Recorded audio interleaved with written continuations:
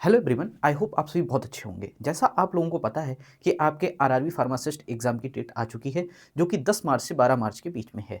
आप लोग अपनी तैयारी को पूरे साल भर से कर रहे होंगे, बहुत अच्छे से आपने पढ़ा होगा, आई होप, ऐसा मान के चलते हैं। बट अब आपके पास जो टाइम है, इस टाइम अपनी प्रिपरेशन को क्या करना है, आपको बूस्टअप करना है। कुछ ऐसे टॉपिक्स हैं जिनके ऊपर आपको बहुत ज़्यादा फोकस करना है, बहुत ज़्यादा उसमें से आपको ध्यान देना है, क्योंकि मोस्टली क्वेश्चन होता है, कुछ ऐसे टॉपिक से पूछे जाते हैं। ये टाइम अब आपको ऐसा नहीं है कि अब आपको यहाँ से सारी चीज़ों को प्रॉपर तरीके से नोट्स बनाना है, फिर से पढ़ना नहीं। आपको यहाँ पे जो सीधी सी बात है, आपको जो ध्यान देना है, आपके फार्मा के साथ साथ आपको नॉन फार्मा पर भी ध्यान देना है। इसलिए आपको पता है कि आपके पास सिलेबस बहुत ज़्यादा है। आप एक चीज़ को और जानते होंगे, सिर्फ आपको फार्मा सिलेबस इस एग्जाम में आपको क्वालिफाई नहीं करा सकता। आपको नॉन फार्मा भी पढ़ना पड़ेगा, और नॉन फार्मा पेपर भी आपको बराबर फोकस करना पड़ेगा। जैसे करंट अफेयर्स हो गया, जीके हो गई, इन चीज़ों पे आपको बहुत ज़्यादा फोकस करना है। साथ साथ में आपको मैथमेटिक्स के भी कुछ क्वेश्चन सॉल्व करने हैं। लेकिन इस टाइम जो आपको करंट अफेयर्स पे अब ध्यान देना चाहिए, क्योंकि अब आपके पास कितना टाइम बचा हुआ है, 2 मंथ बचे हुए हैं। इन 2 मंथ में आपको प्रॉपर तरीके से सारे जो ऐसे सब्जेक्ट्स हैं, आपको इन सब्जेक्ट्स पर फोकस भी करना है। होता क्या है स्टूडेंट्स, मैं आपको बताता हूँ। आप प्रिपरेशन करते हैं, आप कई घंटों तक आप अपनी तैयारी करते हैं, आपको पता भी है कि आपको क्या सिलेबस पढ़ना है क्या नहीं, ये भी आप जान लेते हैं, और आप लगे रहते हैं। लेकिन होता क्या है, कभी कभी आप जितना मेहनत करते हैं उस हिसाब से आपको रिजल्ट नहीं मिलता। तो रिजल्ट क्यों नहीं मिलता है, उसके पीछे की कहानी जो होती है, वो आपके नॉलेज नहीं, कि आपके पास नॉलेज नहीं है, आपकी स्ट्रेटजी के ऊपर होती है।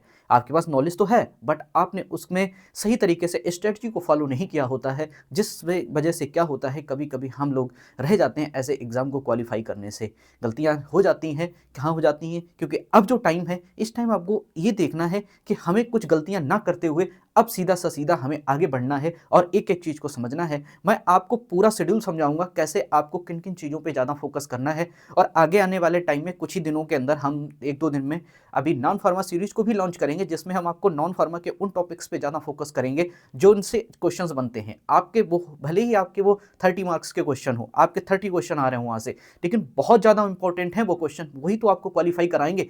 वो ये आपको क्या है, स्कोरिंग एरिया होता है आपका फार्मा, और जो आपका क्वालिफिकेशन का एरिया होता है वो आपका नॉन फार्मा होता है। ठीक है स्टूडेंट्स, ज़्यादा टाइम को वेस्ट ना करते हुए मैं आपको चीज़ें को समझाता हूँ। देखिए, problem is not your effort. Effort आपकी प्रॉब्लम नहीं है। क्या प्रॉब्लम है? आपकी स्ट्रेटजी। आपको स्ट्रेटजी बनानी है, कैसे आपको अपनी स्ट्रेटजी को फॉलो करते हुए आगे बढ़ना है। एक एक चीज को समझते हैं, ठीक है। चलिए, देखिए स्टूडेंट्स, आप जानते हैं, ठीक है, बहुत से स्टूडेंट्स ऐसे होते हैं जो आरआरबी फार्मासिस्ट की भी प्रिपरेशन करते हैं, उससे पहले उन्होंने जीपैट की भी प्रिपरेशन की रही होती है। हो सकता है उन्होंने उनका जीपैट क्वालिफाई भी हो, लेकिन सिर्फ GPAT preparation is not enough. GPAT की प्रिपरेशन आपके लिए इनफ नहीं है। आपको किस पे भी ध्यान देना है? आपको ध्यान देना है नॉन फार्मा पर साथ साथ में, ठीक है। जीपैट की प्रिपरेशन करने वाले स्टूडेंट्स, बहुत अच्छी बात है, आपका फार्मा का कंटेंट बहुत मजबूत होगा, बट आपको नॉन फार्मा पर भी ध्यान देना है, ठीक है। उसके बाद आप क्या करते हैं, फार्मा के सब्जेक्ट्स को तो पढ़ लेते हैं, बहुत अच्छे से पढ़ते हैं, और आप क्या करते हैं, इग्नोर करते हैं किसको? नॉन फार्मा सब्जेक्ट्स को, जो कि आपको नहीं करने हैं। आपको प्रॉपर तरीके से पढ़ने हैं नॉन फार्मा सब्जेक्ट्स भी, ठीक है। काफ़ी अब जो टाइम है, इस टाइम आपको अपना टाइम टेबल सेट कर लेना है। मैं आपको बताऊंगा कैसे आपको करना है, बट आपको भी अपनी तरफ से, हो सकता है हमारी स्ट्रेटजी आपको थोड़ी सी अलग लगे, तो आप अपने हिसाब से, अपने टाइम के हिसाब से कैलकुलेट करके भी चीज़ें निकाल सकते हैं, और अपने नॉन फार्मा का भी टाइम सेट कर सकते हैं, ठीक है। उसके बाद आपको क्या करना है, आपको ओनली आपकी थ्योरी पर आपको सिर्फ भरोसा नहीं करना है, साथ साथ में आपको एमसीक्यूज प्रैक्टिस भी करनी है, ठीक है। अब यहाँ पे आता है, आप राउंड टूल्स का मतलब क्या होता है स्टूडेंट्स? मैंने देखा है कईयों लोग होते हैं जिनसे कभी कभी बात होती है, तो बताते रहते हैं कि आप क्या करते हो, अदर स्टेट्स में भी जो एग्जाम होते हैं, आप क्या करते हो, उनके पैटर्न को फॉलो करने लगते हो। थोड़ा सा समझिए, आप आरआरबी को देखिए, आपका जो आरआरबी है उसके पैटर्न को समझिए, वो आपसे क्या पूछ रहा है क्या नहीं, इनके पेपर को एनालिसिस करिए, इसके हिसाब से आप अपने एमसीक्यूज की प्रैक्टिस करिए। ये नहीं कि आपने क्या किया, आप आरआरबी का एग्जाम देने जा रहे थे, आपने क्या किया, किसी अदर ड्रग इंस्पेक्टर का कहीं से आपने किसी स्टेट का या पेपर उठाया और उसको आप सॉल्व करने में लग गए, और आप ऐसे समझने लगे, हाँ इसको मैंने कर लिया तो मैं आरआरबी का भी कर लूंगा। नहीं, ऐसा नहीं होता है। ऐसा बिल्कुल नहीं है कि आप किसी और पेपर को सॉल्व करें तो ये भी आपसे हो जाएगा, नहीं। इसकी स्ट्रेटजी अलग है, उसकी स्ट्रेटजी अलग है। प्रिपरेशन आपने बना ली, इट्स जब, देखिए समझिए, ये है आपके पास एक प्रिपरेशन, ठीक है। सपोज करिए आपके पास प्रिपरेशन रखी हुई है, आपके पास बहुत सारी, बट अब आपको क्या करना है, यहाँ से डायरेक्शंस बदलनी होती हैं। अगर आपको आरआरबी की तरफ जाना है तो आपको अलग स्ट्रेटजी फॉलो करनी होगी, डीआई की तरफ आपको जाना है तो अलग स्ट्रेटजी फॉलो करनी होगी, आपको जीपैट के एग्जाम की तरफ जाना है तो आपको अलग स्ट्रेटजी फॉलो करनी होगी। ये चीज आप बहुत अच्छे से समझिए, ठीक है। उसके बाद क्या होता है, आपको बिल्कुल भी करंट इवेंट्स जो आपके चल रहे हैं, आपका जो एक तरीके से करंट अफेयर्स है, इसको बिल्कुल भी नहीं छोड़ना है। आप इसके ऊपर थोड़ा सा ध्यान दीजिए, आप वीडियो देखिए, रैपिड वीडियो देखिए, उनसे आप क्वेश्चंस को निकालिए। इसमें ऐसा नहीं कि बहुत ज़्यादा आपको थ्योरी लर्न करनी है उसके बाद आपको चीज़ें समझ में, नहीं, आप इसकी एमसीक्यू से भी प्रैक्टिस कर सकते हैं, ठीक है। उसके बाद क्या होता है, पुअर एग्जाम डे एग्जीक्यूशन, ठीक है। इसमें क्या होता है, आपको panicking and the wasting time of the hardest question first leading to poor time management, ये सबसे यहाँ पे गलत बात है कि आपके जो क्वेश्चन टफ होते हैं उनके ऊपर बहुत ज़्यादा ध्यान देना स्टार्ट कर देते हैं, तो ये एक तरीके से आपका जो मैनेजमेंट है वो गलत है। आप पहले जो सिंपल सब्जेक्ट्स हैं उनके ऊपर और जो सिंपल क्वेश्चंस हैं उन पे ध्यान दीजिए। हार्डेस्ट, जैसे कि ये आप ऐसे समझ लीजिए, जैसे सपोज किया आप एग्जाम देने गए, ठीक है, मैं वहाँ तक बात पहुँचा रहा हूँ आपकी, जैसे आप एग्जाम में गए, ठीक है। अब आप एग्जाम में क्या करना है, देखिए आपके पास टाइम बहुत कम होगा, आपको पता है 90 मिनट मिलते हैं हमें, और उसमें क्या है, आपको 100 क्वेश्चन सॉल्व करने हैं। तो आप ये ध्यान रखिएगा कि जो क्वेश्चन टफ है उसके ऊपर आपको ज़्यादा ध्यान नहीं देना है, आप उसको स्किप करिए। अगर आप उस पर ज़्यादा टाइम लगा दोगे तो फिर आपके आगे के क्वेश्चन छूट जाएंगे, क्योंकि आपके पास 1 मिनट से भी कम टाइम है आपको एक क्वेश्चन सॉल्व करने के लिए, ठीक है। चलिए आगे बढ़ते हैं। देखिए सीधी सी बात, इतना तो आप जानते ही हैं कि आपका 70% जो होता है वो फार्मा आता है, ठीक है, और आपकी जनरल स्टडीज से कितने क्वेश्चन आते हैं, आपको 30% क्वेश्चन आते हैं, आप ऐसे मान के चलिए। और इस 30% को आप छोड़ नहीं सकते, आप बिल्कुल भी ऐसा नहीं कह सकते कि इन 30% को छोड़ के हम एग्जाम को क्वालिफाई कर लेंगे, नहीं, ऐसा नहीं है, ठीक है। आपको पता है कि आपके पास जो 100 MCQs इसमें आते हैं, 90 मिनट्स का टाइम है, और उसमें 1/3 क्या होती है, नेगेटिव मार्किंग होती है, ठीक है। ये भी आपको पता है, नॉन फार्मा से जनरल अवेयरनेस के 10 question, general intelligence and arithmetic के 10 क्वेश्चन, और जनरल साइंस के भी आपसे 10 क्वेश्चन पूछे जाते हैं। तो जनरल अवेयरनेस में आप 10 क्वेश्चन करंट अफेयर्स के टॉपिक्स पे, आप खेलकूद से, इन सब चीज़ों से आप कवर कर सकते हैं, ठीक है। अब आपके पास टाइम है, अब आप अपनी करंट अफेयर्स को स्टार्ट कर दीजिए। आप सपोज करिए 2 to 3 मंथ बैक, और जो अब आपके 2 to 3 मंथ, जो आपके 2 मंथ आने वाले हैं, इनमें जो आपका करंट अफेयर्स है इनके ऊपर आप बहुत ज़्यादा फोकस करिए, ठीक है। फिर आप आगे बढ़िए और मैं आपको बताता हूँ। देखिए आपके जो फार्मा के सब्जेक्ट्स हैं, जिसमें सबसे ज़्यादा आपका इंपॉर्टेंस हाई प्रायोरिटी पे होता है, आपका फार्माकोलॉजी होता है। तो आप फार्माकोलॉजी को बहुत अच्छे से पढ़िए, फार्माकोलॉजी को आप पढ़िए। उसके बाद सोटिक्स, फिर आपको फार्मेसी प्रैक्टिस और फार्मास्यूटिकल केमिस्ट्री से लगभग बराबर के यहाँ पे वेटेज रहता है, ठीक है। यहाँ पे जो क्वेश्चन आपसे ज़्यादा पूछे जाते हैं वो आपसे फार्माकोलॉजी और सोटिक्स से पूछे जाते हैं सबसे ज़्यादा आरआरबी में। ये भी आपको पैटर्न फॉलो करना है और ये भी आपको समझना है, ठीक है।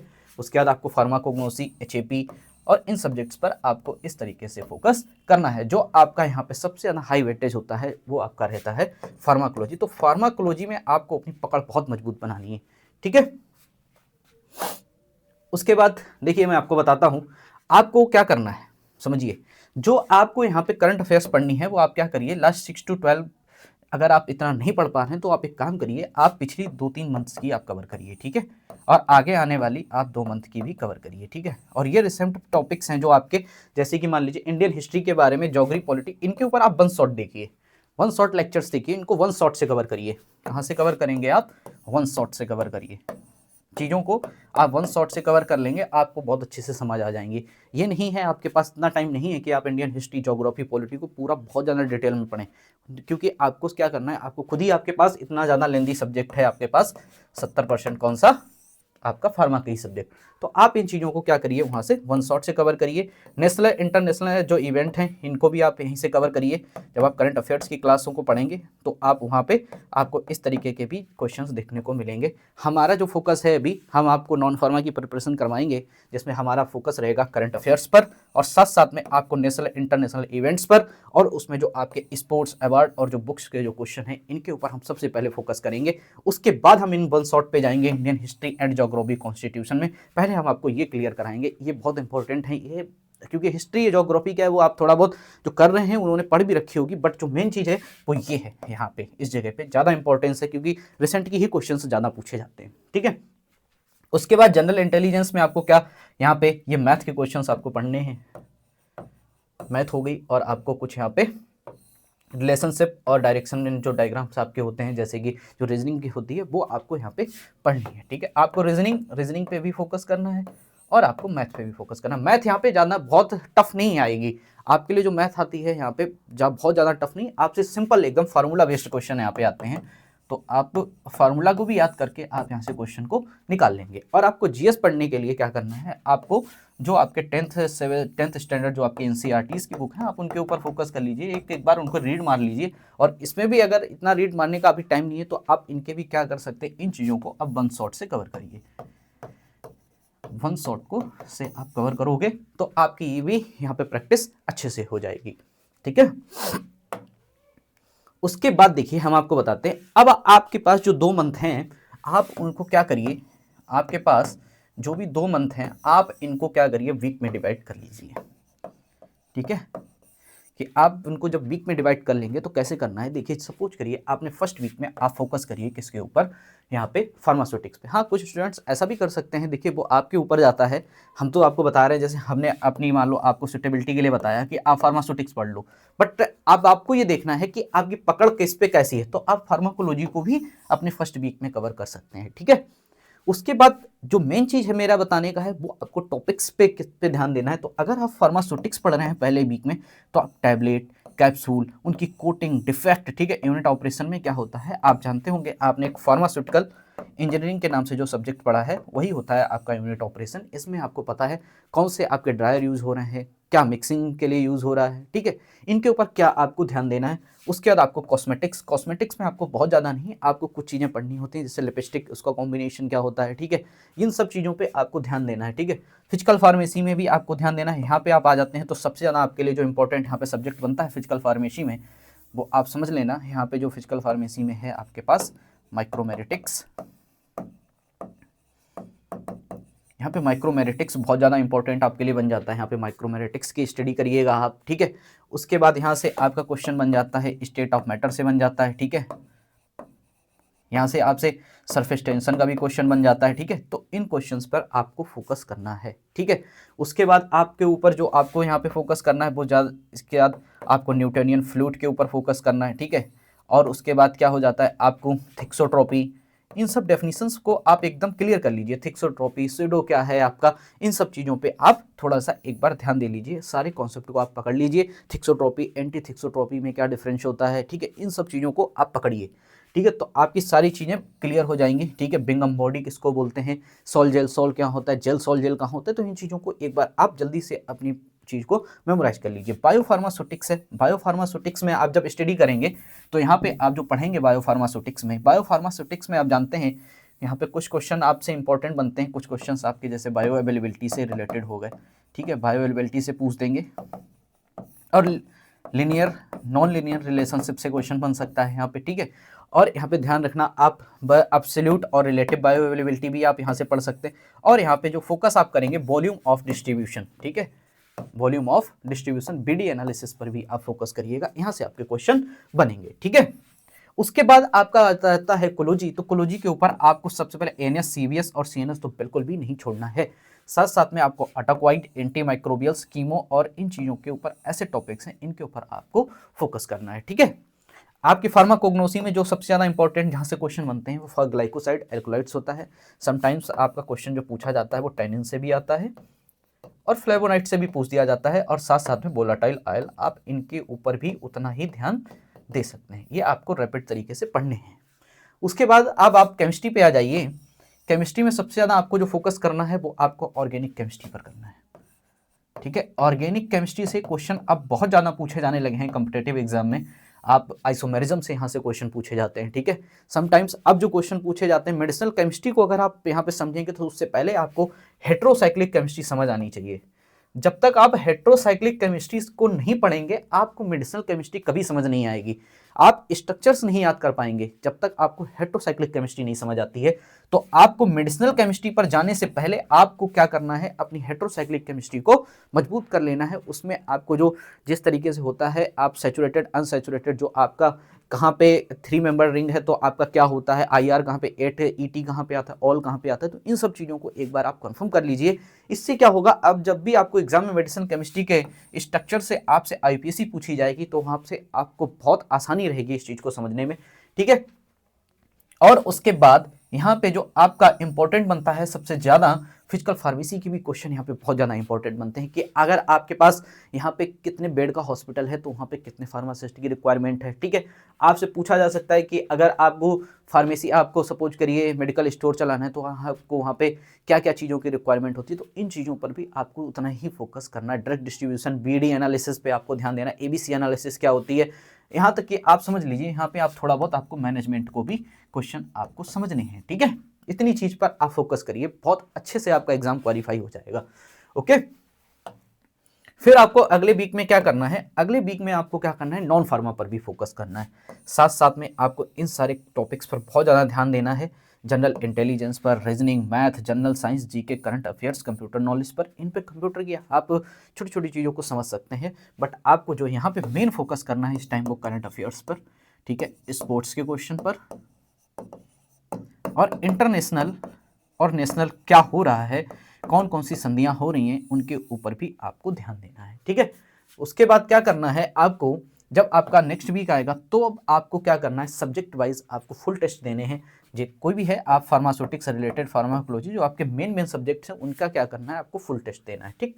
फिर आपको अगले वीक में क्या करना है, आपको क्या करना है, high yield charts and notes for the major subject. आपके कुछ जो फ्लैश कार्ड्स और जो आपने फ्लो चार्ट्स बना रखे हैं वो आपके जो मेजर सब्जेक्ट्स हैं उनके ऊपर आप क्या करिए, फोकस करिए, ठीक है।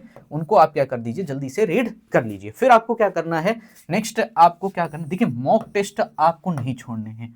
आप मॉक टेस्ट पर आपको सबसे ज्यादा फोकस करना है। और मॉक टेस्ट मैं तो कहता हूं आपको अगर टाइम मिलता रहे तो आप अभी से ही आप एक दिन बना लीजिए, सपोज करिए संडे ही एक दिन बना लीजिए, और आप अपने देखिए 90 मिनट का ही तो एग्जाम है और 90 मिनट के ही हिसाब से आप अपनी प्रिपरेशन को एडजस्ट करिए, ठीक है। क्योंकि साथ साथ में कुछ ऐसे भी एस्पिरेंट्स होंगे जो जीपैट की प्रिपरेशन में लगे हैं, तो अगर जो जीपैट की भी प्रिपरेशन कर रहे हैं तो वो तो अपने देखिए अपना जीपैट का आपका टाइम है वो आपका 3 आवर्स का है, आप जानते हैं, लेकिन यहाँ पे आप देख रहे हो 1.5 आवर्स आपको मिल रहे हैं। तो आप अपनी दोनों की ही प्रैक्टिस करिए। वो तो आप 3 घंटे के हिसाब से देखिए, ये आप 1.5 घंटे के हिसाब से देखिए। इस चीज को ही बोलते हैं यहाँ पे स्ट्रेटजी, ना कि प्रिपरेशन। इसी चीज को बोला जाता है क्या, स्ट्रेटजी बोला जाता है। इस पे आप फोकस करिए, आप अपनी दोनों की प्रैक्टिस बना के रखिए। अगर हमारे पास 3 घंटे वाला एग्जाम है तो मुझे क्वेश्चन कैसे पढ़ के देने हैं, और मेरे पास 1.5 घंटे का एग्जाम है तो मुझे क्वेश्चन कैसे पढ़ने। और जबकि आप सोचिए, आप एवरेज निकाल लीजिए, आपको यहाँ पे 100 पूछे जाएंगे, वहां आपसे 125 पूछे जाएंगे, 125 3 आवर्स में, और ये कितने 1.5 आवर्स में, सोच रहे हो। अगर यहाँ से आप 100 भी निकाल लो तो आपको 25 क्वेश्चन कितने में करने हैं, 1.5। अगर आप इतनी स्पीड से वो कर रहे हो तो देखिए इस तरीके का रेशियो यहाँ पे निकल के आता है, ठीक है। तो क्या है, आपको RRB के एग्जाम में ज्यादा स्पीड चाहिए, ठीक है। फिर मैं आपको बताता हूँ, ठीक है। अभी मैंने आपको बता ही दिया था, एक बार मैं आपको फिर से बता दे रहा हूँ। आपको फार्मास्यूटिक्स में किस पे ऊपर ध्यान देना है, टैबलेट हो गया, कैप्सूल हो गया, ठीक है। इन सब चीज़ों पे, पेरेंट्रल पे, types of glass, evaluation test पर ध्यान देना। कोलॉजी में आपको क्लासिफिकेशन तो आपको पढ़ने ही है, ये तो आपको भूलना ही नहीं है। क्लासिफिकेशन तो आपको हर एक ड्रग का आना चाहिए, हर एक आपको पता होना चाहिए। जैसे एंटीमाइक्रोबियल्स तो आपको पूरा क्लासिफिकेशन आना चाहिए। फार्माकोग्नोसी में आपको क्या है, सिंपल चीजें कुछ पता होनी चाहिए, जैसे बायोलॉजिकल सोर्स हो गया, फैमिली हो गया, आपको केमिकल कॉन्स्टिट्यूएंट्स क्या, ये तो आपको पता ही होना चाहिए, केमिकल टेस्ट, ठीक है। और किसके ऊपर सबसे ज्यादा आप ध्यान देना, एक्रोलाइड, ग्लाइकोसाइड, वोलेटाइल ऑयल, टर्पीन, जो आपके टर्पीन्स होते हैं, ठीक है, और टैनिन और फ्लेवोनोइड्स पर आप ध्यान दीजिएगा। ज्यूरिस्प्रूडेंस बहुत इंपॉर्टेंट है। ज्यूरिस्प्रूडेंस में आपको सारे शेड्यूल आना चाहिए, आपको सारे शेड्यूल पता होना चाहिए, ठीक है। शेड्यूल स्टूडेंट्स, किसी को भी अगर शेड्यूल याद करने में दिक्कत है तो आप मेरी वीडियो पे जा सकते हैं। मैंने अभी जो आपका UPPSC की मैं आपको जो सीरीज में बता रहा था, वहां पे मैंने आपको शेड्यूल A to Y तक आपको प्रॉपर ट्रिक के साथ बताए हैं। एक एक ट्रिक नहीं, उसमें मैंने 2 ट्रिक भी बताई हैं। आप उनको एक बार पढ़िएगा, आपको सारी चीज़ें समझ आ जाएंगी। और अभी मैं रिसेंट में ही आपको फॉर्म नंबर के बारे में भी बताऊंगा, और फॉर्म नंबर की भी ट्रिक आपको बताऊंगा। बस आप चीज़ों को देखते रहिए, क्योंकि फॉर्म नंबर क्या होता है स्टूडेंट्स, आप भूल जाते हो। मैं आपको ट्रिक के साथ बताऊंगा, और आप कभी भी, आप एक बार याद करोगे और कभी भी आप फॉर्म नंबर नहीं भूलोगे, ठीक है। माइक्रोबायोलॉजी में आप फोकस करिए, बैक्टीरियल क्लासिफिकेशन पर, वैक्सीन पर। हाँ, यहाँ पे वैक्सीन पर थोड़ा फोकस करिए। रिसेंट में जो वैक्सीन आई हुई हैं उनके ऊपर क्वेश्चन आपसे पूछा जा सकता है। रिसेंट में जो वैक्सीन आई हैं उनके ऊपर आपसे क्वेश्चन पूछा जा सकता है, ठीक है। और आप देखिए जनरल इंटेलिजेंस आप समझी गए होंगे। इसमें आपको क्या करना है, आप एक काम करिए, जैसे सपोज करिए आप क्या करिए 15 मिनट निकालिए करंट अफेयर्स को पढ़ने के लिए, 15 मिनट निकालिए। हम आपको क्या करेंगे, करंट अफेयर्स जो है वो डेली बेसिस पे आपको प्रोवाइड करेंगे। आप कुछ मत करिए, आप हमारे करंट अफेयर्स को आप हमारे वीडियो से कवर करते रहिए। आप ये प्लान कर लीजिए कि हाँ कि हमें ये वीडियो डेली देखना है। आप किसी भी टाइम देख सकते हैं, वो आपके ऊपर डिपेंड करता है आपको किस टाइम देखना है। हम आपको ये वीडियो देंगे।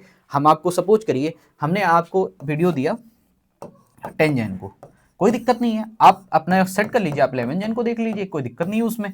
लेकिन आपको ये सेट करना है कि आपको कैसे देखना है, ठीक है।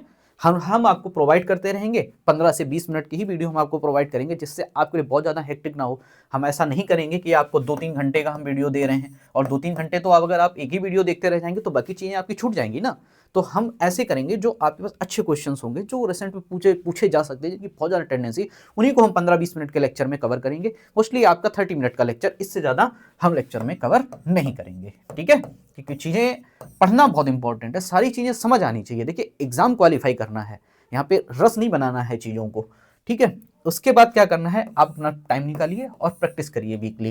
कैसे करेंगे, आप एक डेज निकाल लीजिए, संडे या मंडे, आप संडे मंडे जैसा भी आपका हो। जो लोग यहाँ पे अपना एग्ज़ाम वगैरह और एग्ज़ाम की या कॉलेज में जाके अपनी प्रिपरेशन वगैरह करते हैं तो उनके लिए थोड़ा हेक्टिक है मंडे के लिए, बट आप संडे निकाल सकते हो, संडे को आप कर सकते हो, सैटरडे नाइट को आप कर सकते हो, इन चीज़ों में आप कर सकते हो, ठीक है। जीएस के लिए मैंने आपको बता ही दिया था, आपको 10th स्टैंडर्ड की जो आपकी बुक्स हैं उनके ऊपर आप फोकस करिए, ठीक है। फिर आप देखिए आगे मैं आपको बताता हूँ।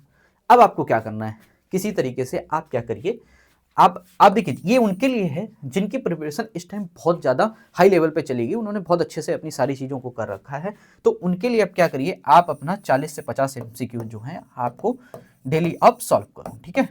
अपने टॉपिक के हिसाब से आप डिसाइड कर लो, आप सॉल्व करो उनको। और जिनकी प्रिपरेशन अभी थोड़ी वीक है तो अभी अभी थोड़ी सी पढ़ाई करिए, आप एमसीक्यूज पे थोड़ा सा कम ध्यान देके अपनी इस मंथ अपनी प्रिपरेशन को थोड़ा बूस्टअप करिए, और अगले मंथ जो आपका स्टार्टिंग में जो आपका फेव है उसमें से आप क्या करिए, अपने एमसीक्यूज को सॉल्व करना स्टार्ट कर दीजिए, ठीक है। यही आपको करना है। उसके बाद क्या करना, देखिए एक चीज़ और ध्यान रखिएगा, एमसीक्यूज को करने के साथ साथ आप क्या करना, उन एमसीक्यूज में जो आप गलतियां कर रहे हैं, ठीक है, एमसीक्यूज में जो आप गलतियां कर रहे हैं कुछ भी करिएगा। देखिए आप टाइम है, कुछ लोग अपना, अगर आप मान लीजिए अपना आईपैड वगैरह किसी से भी आप पढ़ते हो वो एक अलग बात है, तो आप उसी पे अपना क्या करिए, अपना नोट्स बना लेना, कहाँ से आपसे गलती हो रही। जिसके पास कॉपी पेन वगैरह है तो वो अपना कॉपी में ही अपने नोट करिएगा कि ये हमसे गलती हो रही है। या आपने जो नोट्स बना रखे हैं, आप जैसे सपोज करिए, मैं आपको बताता हूँ, जैसे आपने कोई सपोज करिए फार्माकोलॉजिकल क्लासिफिकेशन को पढ़ा, ठीक है, ठीक, और आपसे पूछा गया, सपोज करिए डाई आइसोप्रामाइड ड्रग आपसे पूछी गई। अब उस जगह पे आप कंफ्यूज हो गए कि यार डाइसोप्रामाइड हमने क्या किया, हमें याद ही नहीं आ रही कि किस क्लासिफिकेशन की है। हो भी सकता है आपने पढ़ी भी हो ना पढ़ी हो, तो आपको तुरंत जाना है, इसको सर्च करना है कि डाइसोप्रामाइड हमने कहाँ पढ़ी थी। जहां पे भी आपने डाइसोप्रामाइड पढ़ी थी उस जगह पे जाइए, जिस क्लास की ड्रग है आप उस जगह पे जाइए, और उस जगह पे जाके देखिए कि आपने डाइसोप्रामाइड अपने नोट्स में लिखी है नहीं लिखी है। अगर आपने लिखी है तो बहुत अच्छी बात है, आपको मैं बता रहा हूं, अगर वहां पे लिखी होगी आप जिंदगी भर के लिए याद हो जाएगी, आपको कभी नहीं भूलोगे डाइसोप्रोमेट किस क्लास की ड्रग है। और अगर आपको नहीं याद थी, आपने नहीं नोट की थी, तो क्लासिफिकेशन में जाइए, पेज पलटिए, वहां पे नोट डाउन कर लीजिए। आप, मैं बता रहा हूं, इस टेक्निक से आप कभी भी इन ड्रग्स के नाम को नहीं भूलेंगे, आपको हमेशा ये ड्रग्स याद रहेंगी, ठीक है। तो इन चीज़ों पर भी साथ साथ में फोकस करते रहिएगा। कोई क्वेश्चन टैबलेट का गलत हो रहा है, जल्दी जाओ टैबलेट पे जाओ, पेज पलटो और देखो जाके कहाँ पे मैंने ये गलती की, कहाँ क्या मैंने ये नोट नहीं किया। नोट नहीं किया तुरंत आप जाइए, उसके एक्सप्लेनेशन को थोड़ा सा रीड करिए, एक्सप्लेनेशन को रीड करके आप अपनी उसी जगह पे, आप जैसे किसी भी पेन से, अपने हाईलाइटर पेन से आप वहाँ पे नोट कर लीजिए। आपकी ये चीज़ें क्या रहती हैं, आपकी ज़िंदगी भर के लिए आपके पास हो जाती है, कभी नहीं भूलोगे उन चीज़ों को। फिर आगे मैं बताता हूं, देखिए मैंने ये चीज आपको पहले बता दिया था, आपको जिस एग्जाम की आप प्रिपरेशन करो, आपको आरआरबी का एग्जाम देना है तो आरआरबी से रिलेटेड आप पेपर सॉल्व करो, ठीक है। आप बिल्कुल भी एकदम आरआरबी का एग्जाम देने जा रहे हो उससे पहले आप डीआई के पेपर को बिल्कुल भी सॉल्व मत करो। डीआई के पेपर को सॉल्व नहीं करना है, डीआई के पेपर को तब सॉल्व करना है जब आप डीआई का एग्जाम देने जा रहे हो, क्योंकि हर जगह की, हर एक स्टेट की और हर एक एग्जाम की स्ट्रेटजी अलग अलग होती है, आप जानते हैं। और अगर स्ट्रेटजी सेम ही और सेम ही तरीके से करना हो तो फिर एक ही बंदा हर बार उसी एग्जाम में टॉप नहीं करता रह जाए, क्योंकि ऐसा नहीं होता है ना, क्योंकि स्ट्रेटजी के ऊपर ही डिपेंड करती हैं सारी चीजें, ठीक है। उसके बाद देखिए आपको क्या करना है, देखिए सबसे ज्यादा आपको क्या करना है, जैसे कि आप जब आप मॉक टेस्ट देते हैं तो मॉक टेस्ट में क्या होता है, आपकी एक्यूरेसी जो रहती है, ठीक है, जो आप सबसे ज़्यादा फोकस करते हैं एक्यूरेसी पर, आपको चीज़ें समझ आती हैं कि मैं इतने टाइम में इतने क्वेश्चन को कर ले रहा हूँ, ठीक है। और आपको क्या करना है, जो भी आपको प्रॉब्लम आ रही मैंने आपको बताया, आप अपने हिसाब से अपने जो आपके वीक एरियाज हैं, जो आपको क्या करो, आप अपने सेट कर लो टाइम, मुझे इस टाइम पे इस चीज़ को देखना है, ठीक है। उसके बाद क्या होता है, इन्हीं चीज़ों को आप क्या करते हैं, जब आप एग्जाम देते रहोगे मॉक टेस्ट देते रहो, तो आपकी एंग्जाइटी भी दूर हो जाएगी। हाँ, कि अभी आप सोच रहे हो कि अरे 1.5 में कैसे मैं करूँगा 100 क्वेश्चन यहाँ पे, तो वो जब आप दोगे ना तो आपको समझ में आ जाएगा, ठीक है। आपको टाइम मैनेजमेंट भी आपको समझ में आ जाएगा कि कैसे टाइम मैनेज करना है, ठीक है। मैंने यहाँ पे बताया है आपको क्या करना है, आपको 1-2 मॉक टेस्ट देने हैं आपको एवरी वीक, ओके। और क्या करना है, आपको अपनी मिस्टेक्स को नोट करना है। मैंने अभी आपको बताया, आप अपनी मिस्टेक्स को नोट डाउन करिएगा। और कहाँ नोट करनी है आपको मिस्टेक्स, वहाँ देखिए कि हाँ इस पेपर में मुझसे ये क्वेश्चन गलत हो रहा है, तो किस टॉपिक का है, कैप्सूल का है तो कैप्सूल को जाइए, कैप्सूल का नोट्स पलटिए, वहाँ पे अपनी जाके चीज़ ठीक करिए। अगर वहाँ पे कोई दिक्कत आपको लग रही है कि आपने वो पॉइंट नहीं नोट किया है, तो वहाँ से जाके आप नोट कर लीजिए। नोट था पहले से तो उसको हाईलाइट कर लीजिए, अरे ये मेरे से गलत कैसे हो गया, ठीक है। फिर देखिए क्या करना है आपको, आपको जो स्टडी करनी 4 से 5, ये देखिए ये सीधी सी बात है। आपको क्या करना है कि ये तो आप पे भी डिपेंड करता है कि आपके पास कैसा टाइम है, बट मैं एक जनरल में आपको बता दे रहा हूँ आपको क्या करना है। आप 4 से 5 अपनी 4 से 5 घंटे की स्टडी पर फोकस करिए। 15 मिनट आप करंट अफेयर्स पर दीजिए। आप 40 से 50 MCQ सॉल्व करिए, ठीक है। आप क्या करिए, रिवाइज करिए चीज़ों को, जो भी आप पढ़ रहे हैं उसके लिए टाइम निकाल लीजिए, 20 मिनट 25 मिनट आप ध्यान करिए कि आपने पूरे दिन में क्या पढ़ा, ठीक है। इन सब चीज़ों पर भी ध्यान दीजिए, ठीक है। फिर आप क्या करना, जब आप थोड़ा सा और अभी थोड़े से अभी आप थोड़ा टाइम ले लीजिए 15-20 मिनट, जब आप एकदम से आपके सब्जेक्ट में पूरी तरीके से पकड़ बन जाए, तो आप क्या करनी है, डे बाय डे उसकी फुल प्रैक्टिस भी कर सकते हो, ठीक है। इसी के साथ आप क्या कर सकते हो, मॉक टेस्ट पे भी ध्यान दे सकते हो, ठीक है। और उसके बाद आपको क्या करना है, जो गलतियां हो रही उस पर ज़्यादा ध्यान देना है। गलतियों पे आपको बहुत ध्यान देना है, गलतियों से आप सीखेंगे और आपका एग्ज़ाम जो है वो अच्छी रैंक के साथ और अच्छे मार्क्स के साथ क्वालिफाई होगा। सीधी सी बात आप समझ लीजिए, आरआरबी में नॉलेज के साथ साथ टाइम मैनेजमेंट बहुत ज़्यादा इंपॉर्टेंट है, तो आप टाइम मैनेजमेंट पर भी उतना ही फोकस करिएगा। आपके पास अपॉर्चुनिटी अच्छी है, आप अपने सपनों को साकार करिए, बट कैसे, आप एक नॉलेज है आपके पास, नॉलेज प्लस स्ट्रेटजी को फॉलो करिए और आपका एग्ज़ाम बहुत अच्छे से क्वालिफाई होगा। All the best students and thank you.